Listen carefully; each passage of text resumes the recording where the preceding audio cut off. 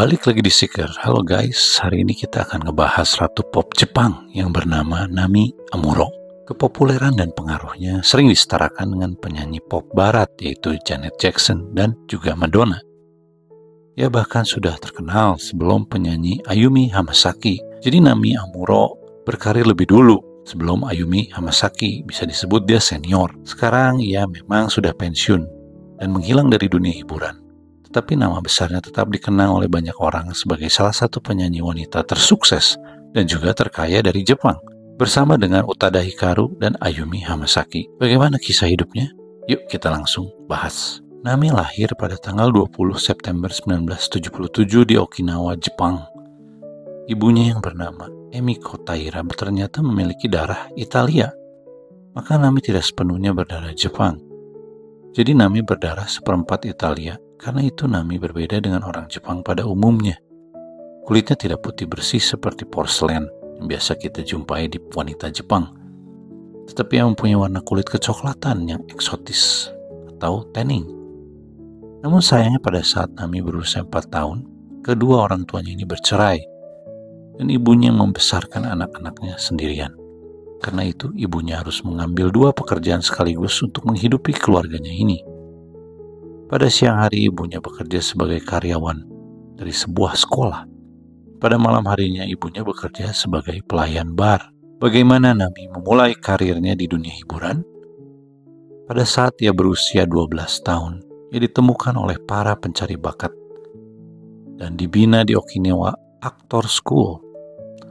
Setelah 2 tahun, tepatnya pada tahun 1991, kepala sekolah Okinawa Actor School menempatkannya dalam sebuah grup idola yang bernama Super Monkeys.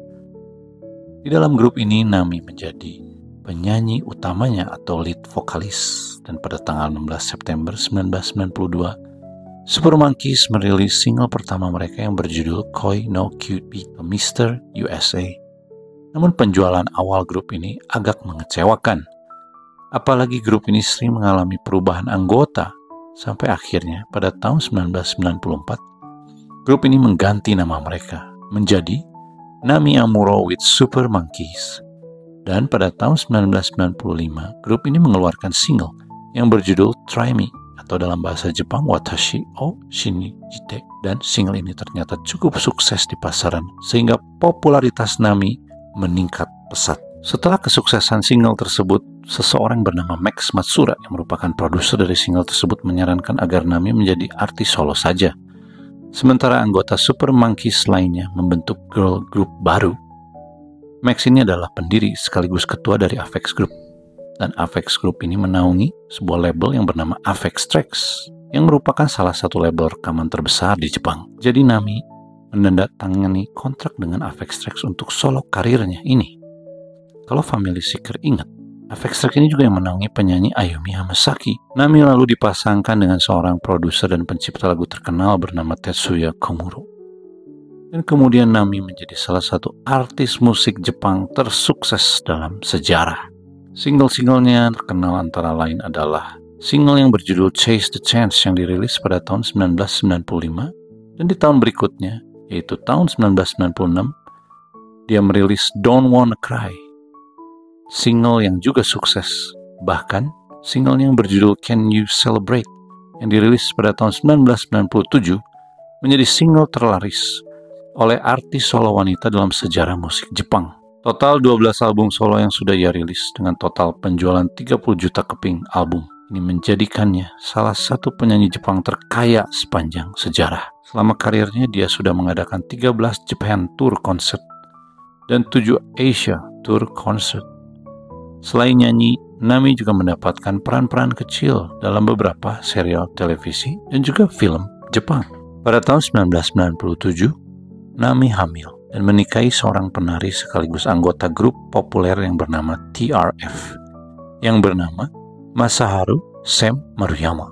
Namun saat mereka menikah, banyak pihak yang meragukan kelanggengan hubungan pernikahan ini. Kenapa? Karena saat itu usia Nami barulah 20 tahun. Sedangkan Sam sudah berusia 35 tahun. Selain itu penghasilan Nami jauh lebih besar daripada Sam. Latar belakang keluarga mereka juga berbeda. Sam lahir dari keluarga dokter yang istilahnya keluarga terhormat. Berbeda dengan Nami yang orang tuanya bercerai sejak ia kecil dan ibunya harus bekerja sebagai pelayan bar. Dan benar saja, pada tahun 2002 pasangan ini resmi bercerai dan Nami menjadi ibu tunggal bagi putranya. Tampaknya Nami tidak dapat mentolerir gaya hidup playboy suaminya yang tidak berubah meskipun mereka sudah menikah. Misalnya Sam ini pernah ketahuan berselingkuh dengan seorang gadis berusia 19 tahun pada tahun 1999. Namun itu bukan satu-satunya masalah. Karena keluarga Sam yang merupakan keluarga dokter konservatif tidak senang juga dengan citra publik Nami. Dan juga dandanan Nami dengan rambutnya yang dicat dan juga gaun pendek yang seksi. Bahkan ibu mertua dan saudari iparnya Nami suka ikut campur dalam masalah asmara Nami dan Sam. Terlebih lagi ketika pertengkaran terjadi antara Nami dan keluarga Sam. Sam tampaknya tidak mendukungnya. Jadi kelihatannya Nami sudah muak dengan Sam dan keluarganya. Apalagi Sam juga suka menggunakan uang Nami, misalnya untuk pergi jalan-jalan. Ketika pernikahan Nami dan Sam mulai berada dalam masalah, ada peristiwa mengerikan yang menimpa ibu Nami. Tepatnya pada tahun 1999, setahun setelah kelahiran putranya, Nami mengalami tragedi di dalam keluarganya. Ibunya, yaitu Emiko, diserang dan dihabisi nyawanya secara sadis oleh seorang laki-laki yang bernama Kenji Toira. Kenji ini ternyata adalah adik laki-laki dari suami kedua Emiko. Jadi ternyata Emiko ini sempat menikah lagi dengan seorang laki-laki yang bernama Tatsunobu Taira. Jadi kronologinya seperti ini guys. Pada tanggal 17 Maret 1999, sekitar pukul 10.40 pagi waktu Jepang, seseorang menelpon 911-nya Jepang. Orang itu berkata bahwa ada seorang perempuan telah ditabrak beberapa kali oleh mobil, lalu pengendara mobil tersebut keluar dan memukul perempuan ini dengan kapak. Setelah laporan ini, polisi langsung meluncur ke tempat kejadian dan perempuan ini lalu dibawa ke rumah sakit. Tapi sayangnya tidak tertolong sehingga dinyatakan meninggal dunia. Kemudian barulah diketahui ternyata perempuan tersebut adalah ibu dari seorang penyanyi terkenal Nami Amuro yang bernama Emiko. Saat itu Emiko nggak sendirian. Ia sedang berjalan kaki bersama suaminya di depan pub miliknya sendiri yang bernama Cello di Okmison, sebuah desa kecil di bagian utara Pulau Okinawa. Jadi suaminya pun ikut diserang oleh Kenji, tapi suaminya sempat melawan dan berhasil bertahan hidup, walaupun dia menderita luka yang cukup parah. Sedangkan Emiko meninggal dunia. Setelah para tetangga berkumpul, Kenji lalu melarikan diri dengan mobilnya. Tapi dari penuturan para saksi inilah dapat disimpulkan bahwa pelaku perbuatan sadis tersebut adalah adik iparnya Emiko sendiri yang bernama Kenji Taira. Karena itu polisi langsung melakukan pencarian dan pada pukul 1.45 siang waktu Jepang, polisi berhasil menemukan Kenji sedang berada di dalam mobilnya di sebuah hutan di pegunungan sekitar 5-6 km dari TKP. Tetapi dia ditemukan sudah dalam kondisi meninggal dunia. Ternyata setelah menyerang kakak laki-laki dan istrinya ini, Kenji melarikan diri dari tempat kejadian dan mengambil nyawanya sendiri dengan meminum insektisida. Menurut sumber yang dekat dengan keluarga, mereka berkata bahwa Emiko dan suaminya mempunyai masalah keuangan dengan Kenji. Namun ada juga sumber lain yang mengatakan bahwa Emiko dan suaminya tidak menyetujui hubungan Kenji dengan seorang perempuan. Jadi Kenji menjalin hubungan dengan seorang perempuan pada tahun 1996, tapi Emiko dan suaminya ini menentang hubungan mereka. Karena tampaknya perempuan ini tidak ada niat untuk menikahi Kenji. Akibatnya hubungan Kenji dengan perempuan tersebut memburuk dan harus berakhir. Saat kejadian, Nami dan suaminya sedang berada di sebuah hotel di Tokyo. Pada tanggal 17 Maret tersebut, Nami memang berencana menyelenggarakan jumpa pers untuk mengumumkan perilisan lagu barunya. Namun konferensi pers ini dibatalkan dan Nami beserta suaminya langsung terbang ke Pulau Okinawa. Tiba di Bandara Okinawa dan dalam keadaan syok sampai-sampai membutuhkan dukungan dari suaminya dan staf agensi untuk berjalan.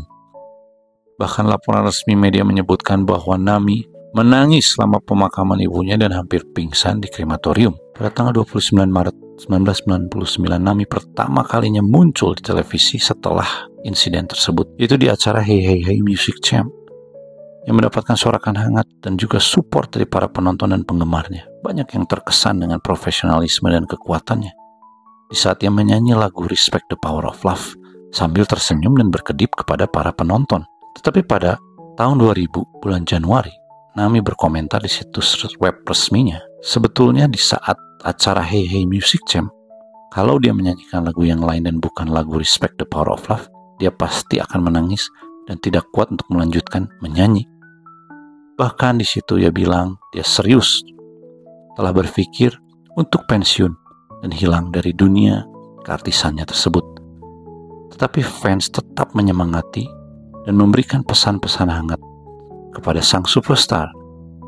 Maka karena itu pula lah dia terus melanjutkan karirnya.